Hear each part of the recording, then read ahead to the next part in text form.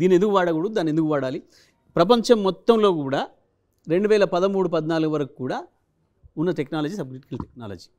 2014 తర్వాత 600 పైన మెగావాట్లది పెడితే దాన్ని సూపర్ క్రిటికల్ టెక్నాలజీ అంటారు. మొత్తం ప్రపంచంలో అప్పటి వరకు అంతా కూడా 50 మెగావాట్లు, 60 మెగావాట్లు, 100 మెగావాట్లు, 200 మెగావాట్లు అదే ఉండేది ప్రపంచవ్యాప్తంగా కూడా.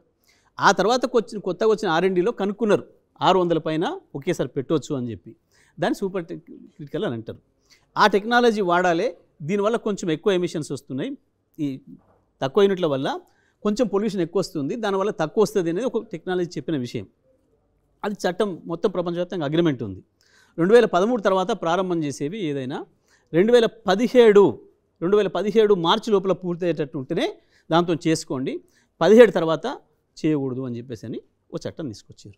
వాళ్ళు 2017 లోపల మేము పూర్తి చేసి ఇస్తాము అని చెప్పారు BHEL. మనకు అర్జెంట్ ఉంది అన్నాడు, తెలంగాణ ఏర్పడ్డ నాడు విద్యుత్ సమస్యనే పెద్దది, మనకి అర్జెంట్ అవసరం ఉంది. వాళ్ళు తెలుసుకొని వచ్చినారు.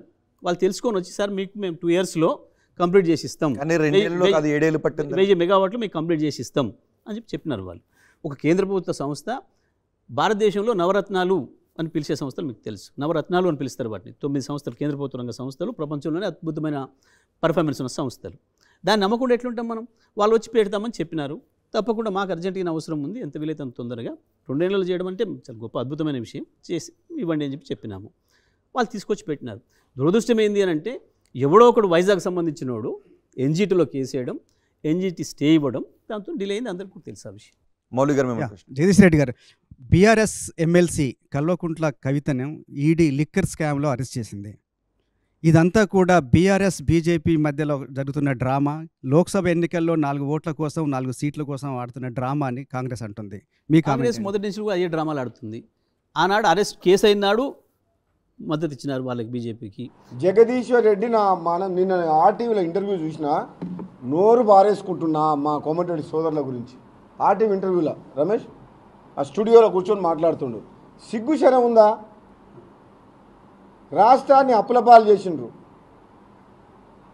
అధికారంలోకి వచ్చిన తర్వాత అడక తినేటోళ్ళు నీ అటువంటి అందరూ వేల కోట్ల రూపాయలు సంపాదించుకున్నారు అధికారాన్ని అడ్డం పెట్టుకొని.